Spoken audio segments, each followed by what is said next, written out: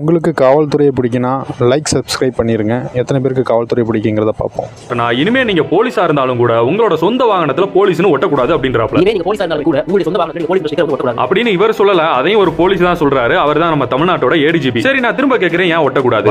வக்கீல் சிம்பல் ஒட்டிக்கலாம். இதுல என்ன கொடுமைனா, வக்கீலுக்கு படிக்கிறவன் கூட அந்த சிம்பலை ஒட்டிக்கிறேன். அதே மாதிரி தான் இந்த மெடிக்கல் ஃபீல்ட்லயும் டாக்டருக்கு படிச்சு கூட முடிச்சிருக்க மாட்டாங்க, சிம்பலை போட்டுருவாங்க. இன்னொரு காமெடியான விஷயம், இந்த ஊழ வேலை பார்க்குற ஊடகம் தன்னைத்தானே பிரஸ் அப்படின்னு போட்டுக்குவாங்க. இவங்க எல்லாம் தன்னோட சொந்த வாகனத்துல ஒட்டிக்கிற போது 24 மணி நேரமும் யூனிஃபார்ம் போட்டு வேலை பார்க்குற போலீஸ் ஏன் ஒட்டிக்க கூடாது? அது எதுக்காக அப்படின்னு பார்த்தோம்னா, போலீஸ் இல்லாதவங்களும் போலீஸ்னு ஒட்டிக்கிறாங்களா? அப்படிலாம் போலீஸா இல்லாத யாரும் பெரும்பாலும் போலீஸ்னு ஒட்டிக்கிறதெல்லாம் கிடையாது. சும்மா ஏதாவது சொல்லணும்னு சொல்லக்கூடாது. ஆனா இந்த விஷயம் உண்மையில எங்க நடக்குதுன்னா, அந்த வக்கீல்ல தான் நடக்குது. அவன் வக்கீலாவே இருந்திருக்க மாட்டான். அண்ணன், தம்பி, நாத்தனாரு, மாமியாரு, ஓரகத்தி, சக்காலத்தி, தம்பிக்காரன், அண்ணன், பொண்ணு எடுத்தவன், பொண்ணு கொடுத்தவன், இந்த மாதிரி யார் வக்கீலா இருந்தாலும் இவங்களும் வக்கீல்னு ஒட்டிக்கிறாங்க. சரி, உங்க பாயிண்ட்க்கே வருவோம். போலீஸ் இல்லாதவனும் போலீஸ்னு ஒட்டிக்கிறான்ல, அந்த ஸ்டிக்கரை பூரா எடுத்துருவோம். ஆனா அது ஏன் போலீஸுக்கு மட்டும்? வக்கீல், ஆர்மி, பிரஸ், குஸ் எவனும் ஒட்டக்கூடாதுன்னு சொல்லு. அதே மாதிரி எந்த அரசியல்வாதியும் அவனோட சொந்த வாகனத்துல அவன்